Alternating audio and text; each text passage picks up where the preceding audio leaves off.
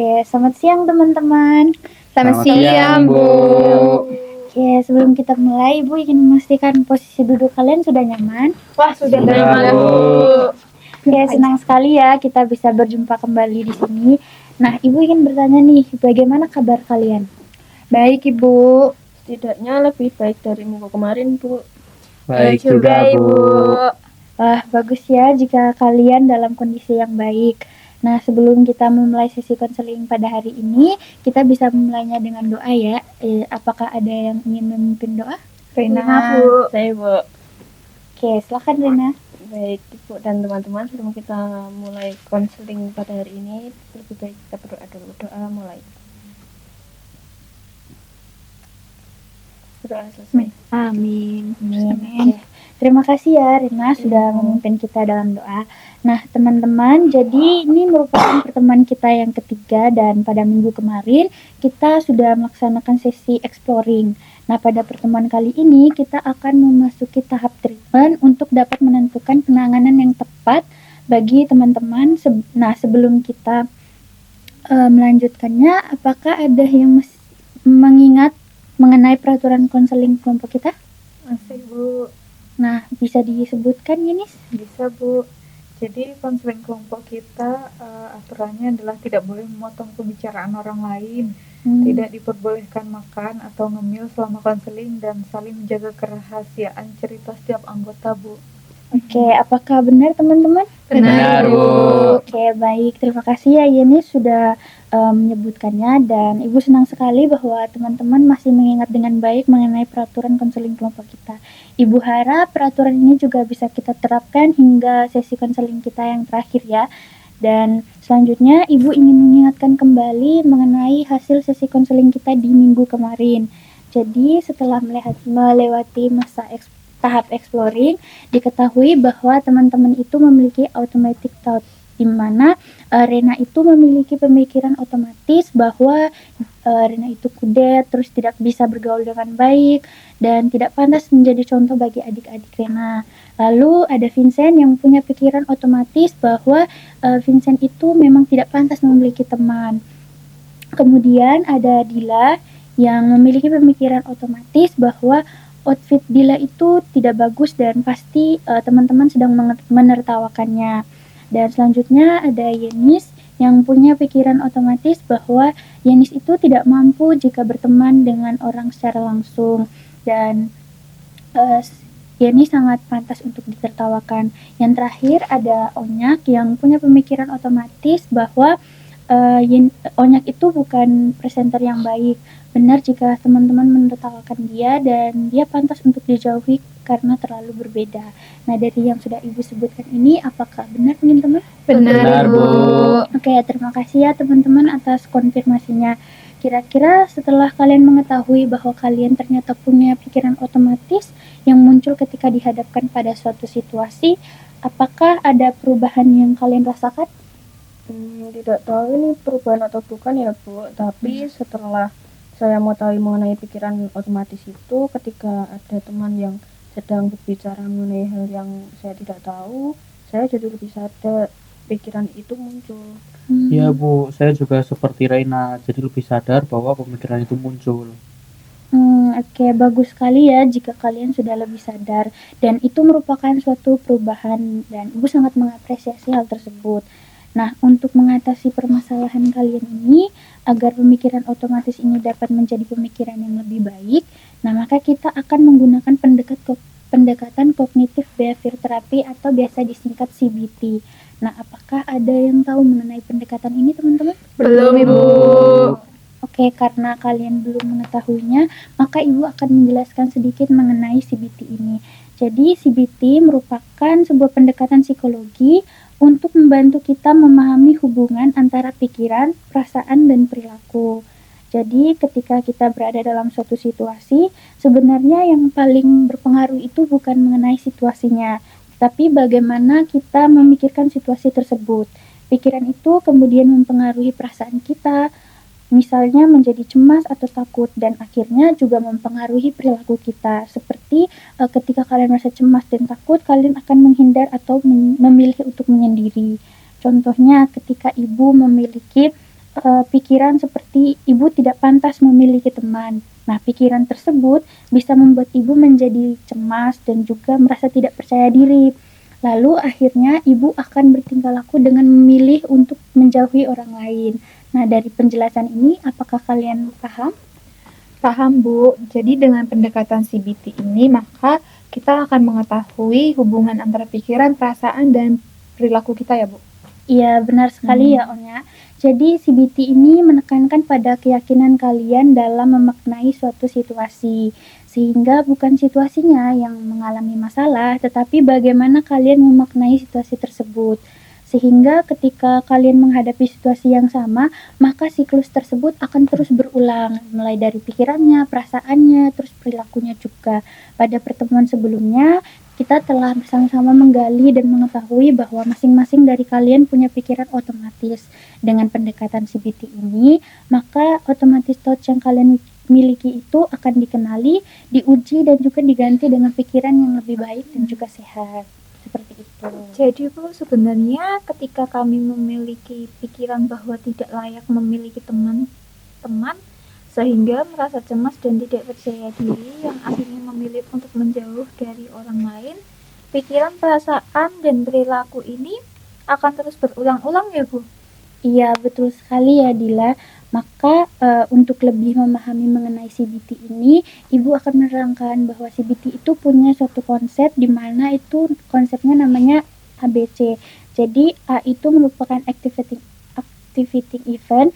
Activity event itu merupakan situasi atau peristiwa yang muncul. Lalu B itu merupakan belief. Nah, belief ini merupakan keyakinan atau pikiran yang muncul sebagai respon terhadap A tadi. Lalu yang terakhir itu ada C. C itu merupakan consequence. Nah, consequence ini merupakan perasaan dan perilaku yang muncul akibat dari B tersebut atau belief. Nah, contohnya ketika ketika seseorang salah berbicara dalam sebuah interaksi sehingga dia merasa cemas dan kurang percaya diri lalu memilih untuk menjauhi orang lain. Nah, dari contoh tersebut kita dapat melihat bahwa A-nya itu merupakan pikiran bahwa A itu adalah ketika dia salah berbicara. Lalu B itu merupakan pikiran bahwa dia itu tidak layak berteman, dan C adalah konsekuensi dari apa yang dia percaya tersebut, yaitu rasa cemas dan kurang percaya diri sehingga dia lebih memilih untuk menjauhi orang lain. Nah, dari penjelasan singkat ini apakah kalian sudah paham? Paham, Bu. Oke, karena kalian sudah paham, selanjutnya mari kita bersama-sama untuk menerapkan konsep ini ke situasi yang kalian alami. Nah, kalian bisa mengidentifikasi ABC-nya kalian itu apa. Nah, kita akan mulai secara bergiliran ya. Nah, jadi kita akan mulai dari sebelah kanan Ibu, yaitu Rena. Baik Bu. Jadi ketika saya sedang bercerita dengan teman-teman dan saya salah satunya yang tidak tahu mengenai pembahasan tersebut, saya akan otomatis berpikir bahwa saya kudet, tidak bisa bergaul dengan baik, dan tidak pantas menjadi contoh bagi adik-adik saya. Sehingga saya menjadi yakin bahwa saya harus selalu tahu agar bisa diterima. Akhirnya saya menjadi cemas dan gelisah Bu, jika dihadapkan pada situasi sosial yang seperti itu, baik itu di kelas ataupun di rumah, sehingga saya semakin menyendiri Bu. Oke, baik. Terima kasih ya Rena, kamu sudah mengidentifikasi A dan ABC-mu. Nah, selanjutnya kita akan ke Vincent. Silakan Vincent. Kalau saya, Bu, jika dihadapkan pada situasi, diabaikan saat mengobrol atau ada yang melontarkan candaan walaupun ringan, maka saya akan otomatis berpikir bahwa saya memang tidak pantas memiliki teman. Orang-orang pasti sedang menertawakan diri saya. Dan saya memang bukan teman yang baik sampai kapanpun. Sehingga saya yakin bahwa harus selalu terlihat baik untuk dapat berteman. Keyakinan ini tuh membuat saya merasa cemas dan gelisah, Bu. Saat sedang banyak orang yang akhirnya saya menjadi semakin sering menyendiri. Oke, terima kasih ya Vincent atas identifikasi mengenai ABC-mu. Lalu kita akan lanjut ke Yanis. Jadi ketika saya berada dalam lingkungan sosial secara langsung dan salah berbicara, saya akan otomatis berpikir tidak mampu jika berteman dengan orang, tidak pantas berteman jika bertemu secara langsung, dan sangat pantas ditertawakan. Makanya saya meyakini bahwa saya harus lancar berbicara agar dapat berteman. Akibatnya saya sering cemas dan gelisah jika harus berinteraksi secara langsung dengan orang lain, sehingga saya sering fokus dengan HP dan mengabaikan orang di sekitar. Oke, terima kasih juga ya untuk Yanis. Lalu kita akan lanjut ke Dila. Kalau saya, Bu, ketika outfit saya diperhatikan atau bahkan dipuji, saya langsung berpikir bahwa outfit saya pasti tidak bagus dan pasti dia sedang menertawakan saya, yang membuat saya yakin bahwa saya harus punya outfit yang bagus, cara bicara yang keren, dan uang yang banyak untuk memiliki teman. Sehingga saya jadi sering malu, Bu. Terus saya juga cemas dan juga khawatir jika ada yang mengajak berbicara mengenai outfit. Akhirnya, saya sering menghindari interaksi, sering menyendiri, dan sibuk dengan dunia online yang menurut saya bisa diedit atau dimanipulasi. Kayak misalnya TikTok, Instagram, kayak gitu, Bu. Oke, terima kasih ya Dila. Terakhir kita akan lanjut ke Onya. Iya Bu, jadi kayak setiap kali salah dalam presentasi, saya akan langsung berpikir bahwa saya itu memang bukan presenter yang baik. Benar saja jika teman-teman menertawakan saya, dan saya pantas dijauhi karena terlalu berbeda dengan teman-teman. Nah, pikiran ini membuat saya yakin bahwa tidak bisa menjelaskan dengan baik, sehingga saya selalu gemetaran dan cemas, dan akhirnya menjadi rendah diri dan cenderung menyendiri. Oke, baik. Terima kasih ya, Onya. Nah, Ibu sangat mengapresiasi bahwa dari apa yang sudah teman-teman sebutkan tadi, kalian sudah mampu secara tepat mengidentifikasi apa yang menjadi A, B, dan C dari permasalahan kalian. Selanjutnya, kita akan menguji nih keyakinan kalian, lalu kita juga akan merumuskan pemikiran yang lebih tepat jika memang pemikiran kalian tersebut itu memang perlu untuk diubah. Nah, jadi kita akan mulai dari Onya ya, dan dari diskusi ini Ibu harap teman-teman bisa saling memberikan pendapat juga. Jadi jadi Onya tadi menyebutkan bahwa Onya itu memiliki keyakinan bahwa tidak dapat menjelaskan dengan baik. Nah, Onya, Ibu ingin bertanya, apakah ada bukti bahwa kamu memang tidak bisa menjelaskan dengan baik?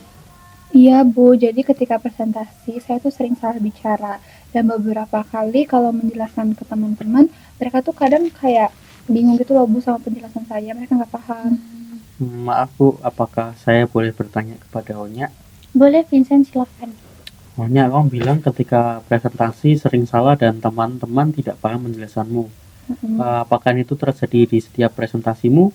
Dan apakah kesalahanmu membuat presentasi jadi kacau? Sebenarnya nggak juga sih Vincent, saya tuh hanya sering salah mengucapkan beberapa kata aja, nggak semua pas presentasi. Tapi ya presentasinya tetap lancar. Kalau boleh berpendapat, menurutku kesalahan saat presentasi itu wajar kok. Saya juga sering salah saat presentasi gitu. Nah, Onya, setelah mendengar pendapat Rena, bagaimana menurutmu? Saya ngerasa kesalahan saat presentasi itu nggak wajar sih Bu. Hal itu bisa membuat pendapat saya semakin tidak penting. Nah, sejak kecil pendapat saya itu sering diabaikan. Orang tua saya itu selalu bilang bahwa sebagai anak yang paling kecil, pendapat saya tuh nggak penting banget untuk kayak di keluarga. Jadinya kalau saya terus-terusan salah saat presentasi bareng teman-teman, jadi teman-teman akan ikut menganggap pendapat saya itu tidak penting seperti ayah dan ibu. Oke, Onya, Ibu paham bahwa kamu hanya ingin bahwa pendapatmu itu menjadi penting. Tapi Onya, dengan melabeling dirimu bahwa kamu itu tidak bisa menjelaskan dengan baik, apa hal tersebut membuat kondisimu lebih baik? Sebenarnya nggak juga sih Bu, banyak konsekuensi yang harus saya tanggung juga, kayak misalnya cemas dan gemetaran. Makanya saya memilih lebih menyendiri. Oke, Onya. Nah, melihat dari bahwa keyakinan itu malah menimbulkan konsekuensi yang justru merugikan kamu, kira-kira kamu ingin merubah pemikiranmu atau tidak? Dan jika kamu ingin merubahnya, bisa kamu rumuskan pemikiran barumu itu akan seperti apa? Sebenarnya saya ingin berubah sih Bu, jujur aja.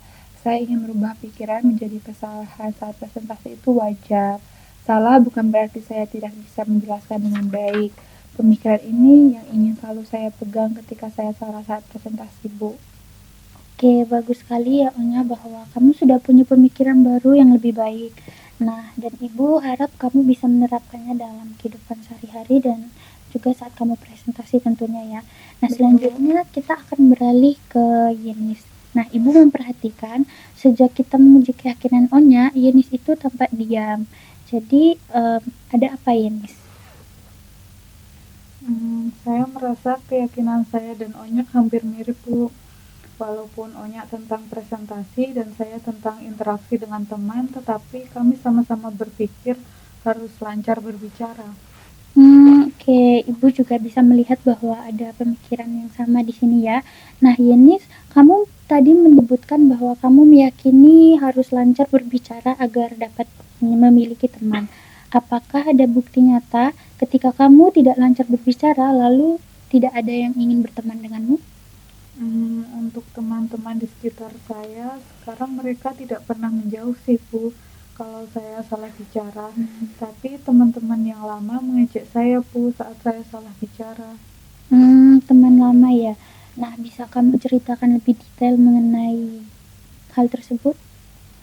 Saat saya SD, saya sering ditertawakan, Bu, karena cepat gugup jika berbicara dengan orang baru.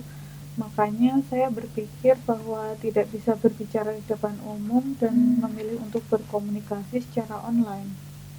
Yenis, aku boleh tanya nggak? Apakah teman-teman yang menertawakanmu itu pernah bilang mereka tidak ingin berteman sama kamu? Sebenarnya nggak pernah sih mereka ngomong nggak mau berteman, tapi saya tahu dengan mereka menertawakan berarti mereka udah nggak mau berteman. Kayaknya belum tentu deh mereka nggak mau berteman. Soalnya kan mereka nggak bener-bener bilang kalau nggak mau berteman sama kamu. Kamu bilang bahwa kamu tahu, tapi mereka aja nggak pernah ngomong kayak gitu ke kamu. Iya juga sih, sebenarnya saya juga belum memastikan dengan benar bahwa mereka nggak mau berteman. Oke. Nah, jadi Yenis, itu namanya mind reading ya, dimana kamu seperti tahu apa yang sedang dipikirkan orang lain padahal itu tidak punya bukti yang nyata. Jadi menurutmu dari hal tersebut, apakah keyakinanmu ini perlu diubah atau tidak? Gitu ya, Bu. Kayaknya saya merasa keyakinan ini perlu diubah, Bu. Soalnya ternyata kan cuma asumsi saya semata ya, Bu. Sebenarnya saya juga sudah sadar, Bu, keyakinan saya adalah sejak mengidentifikasi ternyata ada konsekuensi negatif. Oke, kalau begitu coba kamu rumuskan keyakinan yang baru. Mungkin keyakinan baru saya adalah saya tidak harus lancar berbicara untuk dapat berteman. Ditertawakan bukan berarti tidak ada yang mau berteman dengan saya. Pemikiran baru ini yang saya rasa lebih tepat untuk diterapkan sehari-hari sih, Bu. Oke, bagus sekali ya Yenis, dan Ibu harap kamu dapat selalu menerapkannya ya. Nah, selanjutnya Ibu ingin bertanya kepada Dila. Ibu menangkap bahwa Dila dan Yenis itu punya permasalahan yang hampir sama dan mereka itu sama-sama lebih suka berinteraksi secara online. Nah, Ibu melihat, Ibu menangkap tadi Dila itu mengatakan bahwa Dila meyakini bahwa Dila harus punya outfit yang bagus, cara bicara yang keren, dan uang yang banyak untuk memiliki teman. Ibu ingin bertanya, apakah ada bukti yang nyata yang mendasari keyakinan Dila tersebut? Sebenarnya nggak ada sih, Bu. Oke. Lalu bagaimana awalnya Dila bisa meyakini hal tersebut? Saya tidak tahu bagaimana awalnya. Saya cuma berpikir bahwa dengan outfit yang bagus, maka akan punya teman. Dila, melihat dari keyakinanku tadi berasal dari pengalamanku yang pernah diajak, apakah kamu juga pernah mengalaminya? Sebenarnya iya, saya juga pernah diejek soal outfit saat kelas 1 SMP, Bu. Saya pernah dikatain outfitnya kayak orang desa. Outfit kabupaten ya? Outfit kampungan gitu ya? Jangan-jangan dia Tawa pembulian sih, SD. Bu. Maaf ya. Jangan dia pembulinya. Enggak. Benar. Enggak ya Karena- pasti ya. Karena kurang update dengan teman-teman dan kayak tren-trennya gitu, Bu. Apalagi di lingkungan pertemanan saya, rata-rata mereka punya outfit yang bagus dan orang-orang yang punya duit banyak. Makanya saya ngerasa rendah diri, Bu. Nah, mungkin itu yang jadi dasar pemikiranmu, Dil. Makanya kamu walaupun dipuji tetap ngerasa bahwa outfitmu tuh kurang, padahal sebenarnya pujian itu kan baik. Benar betul tuh, itu. Oke, Ibu juga setuju ya mengenai pendapat Rena tadi. Nah, Ibu menangkap bahwa kamu di sini mengalami disqualifying the positive ya. Artinya kamu menolak hal positif. Ini terlihat dari kamu itu menganggap bahwa pujian itu merupakan bentuk hal yang tidak tulus. Dengan kamu merasa bahwa ketika kamu dipuji, maka berarti teman-temanmu itu sedang menertawakanmu atau outfitmu sedang tidak bagus. Seperti itu. Iya, Bu. Saya merasa bahwa pujian itu sebenarnya mereka sedang mengejek outfit saya, Bu. Terus, kalau misalnya diubah nih, Bu, menurut saya akan lebih baik mungkin. Jadi saya tidak harus punya outfit yang bagus untuk bisa berteman, dan pujian bukan berarti mereka mengejek saya, melainkan sebuah respon yang positif. Gitu, Bu. Oke, nah bagus sekali itu Dila. Jadi kamu sudah bisa melihat bahwa kamu bisa mengubah pemikiran atau keyakinan tersebut ya. Dan Ibu harap bahwa kamu selalu mengingat keyakinan tersebut. Nah selanjutnya kita akan beralih ke Rena. Tadi Rena mengatakan dia itu meyakini kalau dia harus selalu tahu agar bisa diterima. Nah Ibu ingin bertanya, apakah kamu hanya akan diterima jika kamu itu tahu segalanya? Sebenarnya enggak sih, Bu. Ketika saya tidak tahu, teman-teman tetap menerima saya sih, Bu. Hanya saja kalau diabaikan atau tidak tahu sesuatu, syarat teman-teman itu akan menjauh, Bu. Rena, aku mau nanya, emangnya kalau diabaikan itu berarti mereka menjauhi? Siapa tahu mereka nggak dengar aja. Sebenarnya nggak kepikiran sampai situ sih, tapi bisa jadi gitu. Tapi saya tetap merasa mereka sebenarnya nggak nerima saya, soalnya saya jarang berinteraksi, makanya kesulitan untuk memulai percakapan dan mencari topik untuk membahas sesuatu yang seru gitu. Kenapa kamu jarang berinteraksi, Rena? Soalnya sejak kecil saya hanya sibuk dengan belajar sehingga jarang memiliki interaksi dengan orang lain karena selalu dituntut untuk menjadi contoh bagi kedua adik saya. Ibu selalu memarahi jika memiliki teman karena mengganggu waktu belajarku. Sehingga saya selalu sibuk belajar untuk dapat meraih banyak prestasi di bidang akademik. Karena kesibukan ini saya lebih sering sendiri dan menghabiskan waktu di perpustakaan. Makanya saya ingin memiliki teman sebelum benar-benar menyelesaikan masa SMA. Wah, jadi ini juga disebabkan oleh masa lalumu ya? Iya, makanya saya harus selalu tahu agar bisa diterima di pertemanan. Oke Rena, Ibu paham bahwa kamu hanya ingin memiliki teman ya, tetapi kamu tidak harus selalu tahu Rena untuk bisa diterima. Buktinya walaupun kamu tidak tahu, tadi kamu sempat mengungkapkan kan bahwa temanmu itu tetap dapat menerimamu. Iya sih, Bu. Apakah saya harus mengubah pemikiran saya? Menurut Rena gimana? Apakah pemikiran tersebut perlu diubah atau tidak? Perlu sih, Bu. Soalnya saya terpikir bahwa pemikiran ini seperti terlalu membuat diri saya menjadi manusia yang sempurna. Saya ingin mengubah pikiran menjadi saya tidak harus selalu tahu untuk diterima. Setiap orang bisa diterima tanpa menjadi sempurna. Oke. Itu pemikiran yang sangat bagus ya Rena. Nah, kita akan lanjutkan ke Vincent ya. Jadi, Vincent tadi menyebutkan bahwa dia meyakini bahwa harus selalu terlihat baik untuk dapat berteman. Nah, apakah kamu pernah punya pengalaman tidak terlihat baik nih Vincent, tapi kamu tetap ada yang ingin berteman begitu? Pernah sih Bu, saya pernah tetap diajak ngobrol oleh teman sebangku, walaupun baru ditertawakan oleh teman yang duduk di belakang kami, karena saya salah mengartikan apa yang dibilang guru. Oke, jadi sebenarnya kamu kan tidak harus selalu terlihat baik kan untuk bisa berteman.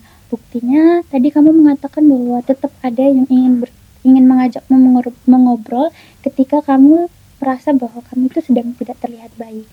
Iya Bu, sebenarnya saya sudah memikirkan ini sejak tadi.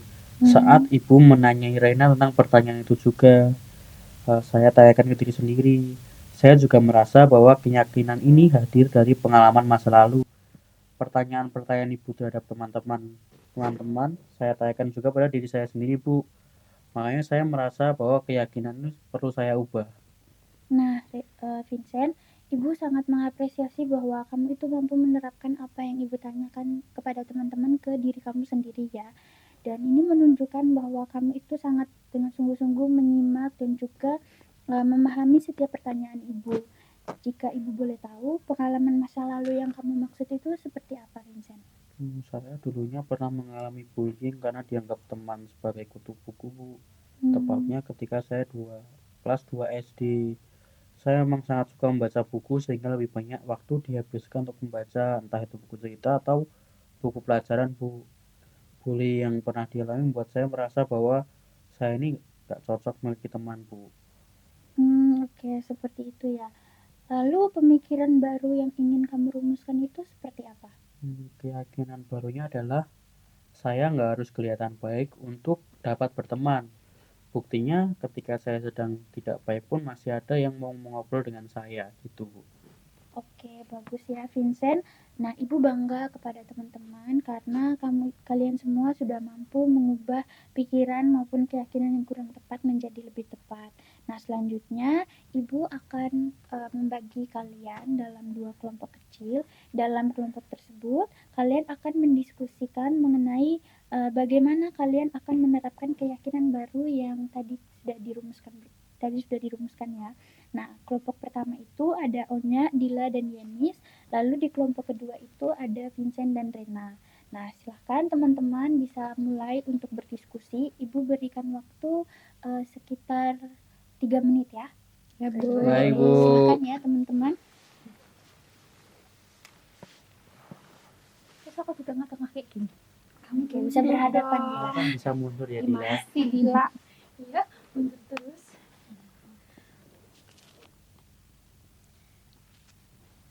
Oke, jadi guys, kayaknya aku bakal menerapkan keyakinan baru ini dengan terus mengingatnya, biar kalau situasi pemicunya tiba-tiba terjadi kan bisa langsung ingat. Aku juga mikir gitu sih, tapi kayaknya bukan cuman saat presentasi deh, tapi dalam situasi kalau lagi ngejelasin, terus temen gak ngerti, biar perasaan rendah diri ini gak muncul lagi. Bener katanya. Kamu sendiri bakal nerapin keyakinan barumu gimana, Dia? Lebih ke mungkin ini sih, ingat aja kayak kamu kayak kamu Yan, biar kalau dipuji tuh nggak mikir itu sebagai hinaan. Bagus, setuju sih sama kamu, Dil. Bagus Dil. Jadi kita harus apa? Harus berpikir ke depan. Iya. Kalau kamu mau nerapin keyakinan barumu itu gimana, Jen? Kayaknya mau mulai berinteraksi sih, Re, sambil mengingat keyakinan ini. Biar kalau dihadapkan pada situasi pemicu bisa lebih mengkontrol diri, Re. Kalau kamu gimana? Sama juga sih, pengen mulai interaksi sambil menerapkan keyakinan ini. Jadi kita ngambil langkah yang sama ya? Iya, langkah kita sama. Anjay. Oke, apakah udah selesai teman-teman? Sudah, Bu. Oke, kita bisa Ya, bisa Bu. kembali ke kelompok besar ya teman-teman. Oke, Bu. Oke, nah Ibu juga tadi sempat mendengar nih pembahasan kalian dikit-dikit dan tadi Vincent juga sempat keceplosan ya di akhir. Iya, maaf ya, Bu. Oke, nah untuk itu kita bisa membahas juga mengenai apa yang sudah kalian bahas di kelompok kecil, di kelompok besar ini. Nah, Ibu hanya akan meminta perwakilan saja ya. Nah, kira-kira kelompok siapa yang ingin memulai? Kelompok saya dan Reina, Bu. Iya, Oke. biar mereka dulu Bu. Oke, silakan. Jadi kami tadi membahas akan mulai berinteraksi sambil menerapkan keyakinan yang baru, Bu. Sehingga ketika situasi pemicu tiba-tiba terjadi, kami itu tetap bisa mengatasinya. Pemikiran yang sangat bagus ya, Rena dan Vincent. Lalu bagaimana dengan kelompok lain? Yenis Saya, deh, Bu. Oke. Kalau dari kelompok kami sepakat untuk menerapkan dengan berbeda-beda, Bu. Saya dan Dila bakal menerapkan keyakinan baru ini dengan terus mengingatnya, Bu. Biar kalau situasi pemicunya tiba-tiba terjadi bisa langsung ingat. Kalau Onya tadi, dia akan menerapkan keyakinan barunya bukan hanya saat presentasi, tetapi juga ketika temannya tidak memahami penjelasannya, Bu. Oke, bagus sekali ya Yenis, Onya, dan juga Dila. Oke, baik teman-teman. Setelah kalian berdiskusi dan tahu mengenai bagaimana menerapkan keyakinan baru ini, Ibu akan memberikan kesimpulan dari sesi konseling kita hari ini. Jadi, kita telah menerapkan pendekatan CBT untuk melihat hubungan antara pikiran, perasaan, dan juga perilaku kalian. Setelah kalian mengidentifikasi konsep ABC dari permasalahan masing-masing, kita kemudian menguji keyakinan tersebut, lalu keyakinan yang kurang tepat kita ganti dengan keyakinan baru yang lebih tepat. Nah, setelah itu kalian juga mulai berdiskusi untuk cara menerapkan keyakinan baru tersebut. Nah, benar seperti itu teman-teman? Benar, Bu. Oke, kalau begitu Ibu rasa pertemuan kita sudah bisa diakhiri sampai di sini ya. Nah, tapi sebelum itu Ibu akan memberikan tugas rumah terlebih dahulu kepada kalian. Karena Ibu kalian juga bercerita dan dari pertemuan pertama sudah kita identifikasi bahwa kalian semua mengalami kecemasan, maka diperlukan penanganan juga terhadap hal tersebut. Ibu ingin meminta kalian untuk melakukan 2 hal, yaitu teknik pernapasan dalam dan juga self talk positif. Nah, teknik pernapasan ini dapat kalian terapkan ketika kalian mengalami kecemasan agar bisa lebih tenang. Nah, sedangkan self talk positif dapat menjadi penanganan ketika kalian sedang cemas, yang ketika kalian cemas itu kan dapat memicu berbagai pikiran dan perasaan juga perilaku negatif. Nah, dengan kita memberikan kata-kata positif terhadap diri sendiri, itu akan mengurangi dampak dari hal tersebut. Untuk cara menerapkannya, Ibu akan kirimkan link dari link YouTube untuk kalian tonton bersama dan praktekkan di rumah ya. Ibu akan mengirimkannya via WA, yang karena kita kan punya grup ya. Betul. Nah, segala hasil dari penerapan keyakinan baru yang sudah dirumuskan tadi dan juga kedua tugas rumah ini akan kita bahas di pertemuan minggu depan ya teman-teman. Baik, Bu. Oke, jadi sesi konseling kita berakhir sampai di sini dan minggu depan adalah pertemuan terakhir kita. Untuk itu hari, jam, dan tempat masih sama seperti pertemuan hari ini ya. Dan sebagai akhiran dari sesi konseling ini, Ibu ingin meminta Yenis untuk memimpin kita dalam doa. Baik, Bu. Oke, silakan Yenis. Baik Ibu dan teman-teman, untuk mengakhiri sesi konseling kita pada hari ini, alangkah baiknya kita berdoa terlebih dahulu. Berdoa dipersilakan. Berdoa cukup. Amin. Amin. Terima kasih ya Yenis sudah memimpin doa penutup kita. Nah, kalau begitu sampai jumpa di pertemuan berikutnya ya teman-teman, dan Ibu harap kalian hati-hati ya pulangnya. Amin. Makasih, Bu. Makasih, Bu. Sampai jumpa teman-teman. Sampai jumpa, Bu. Bye.